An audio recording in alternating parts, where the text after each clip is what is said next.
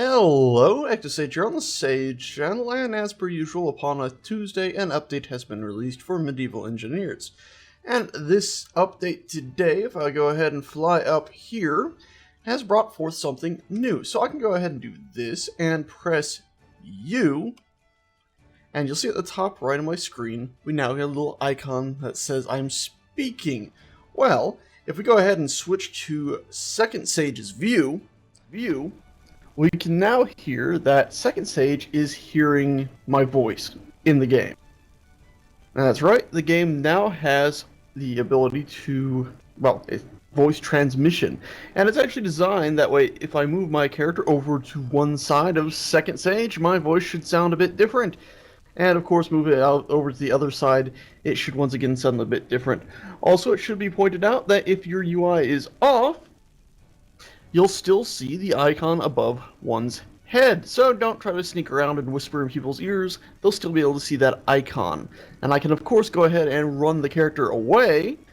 And as I do so, oops, I'll get stuck in the stairs because it's a finicky stairwell. That's what'll happen. That's exactly what'll happen. There we go. So yeah, there you go. You can see the sound will slowly get quieter and quieter.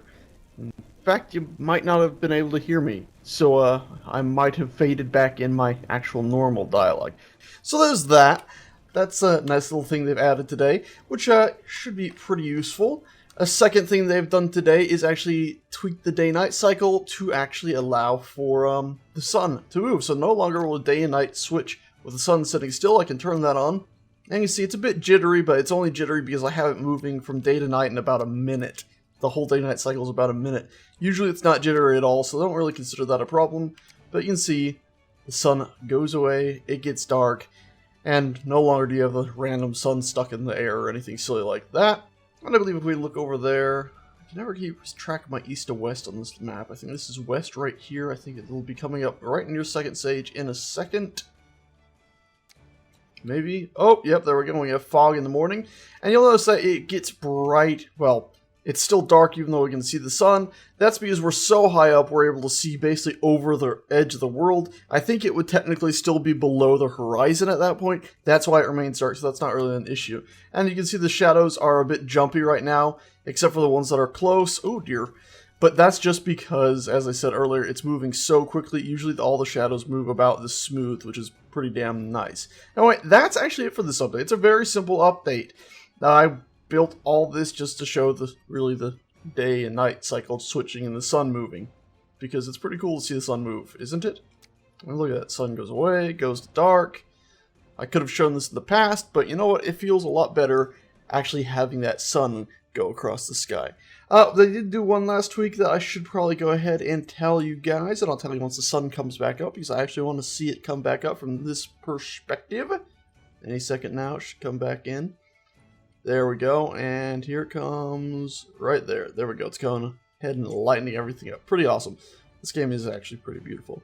So, other thing that they did today is that if you go ahead and go to your G screen, you'll go ahead and find, and let me actually see the sun. Come on, I don't want to move until I see the sun.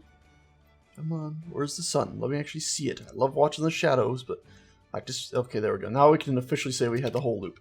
So if we go ahead to voxel hands, the terrain auto level one, we can now go ahead and drag that down. And let's actually go ahead and disable the sun day-night cycle, set it to something that we can actually see, and pop in the spectator that we can actually move a bit quicker. You can now right-click to remove with this as well. So in the past, you couldn't do that. So if you wanted to remove a leveled area, you kind of had to just eyeball it and basically risk mining down farther than you wanted to, and then basically build back up with this leveling tool. Now you can just go ahead and right click and cut away at stuff. So if you want to have a big level flat surface for a cave or something, you can do that more easily now. Anyway guys, that's for this update. Super simple. I'll just leave it at that. Yeah, that's that. Nothing else to say. Anyway guys, thanks so much for watching, and I shall see you guys next time. Ta-ta.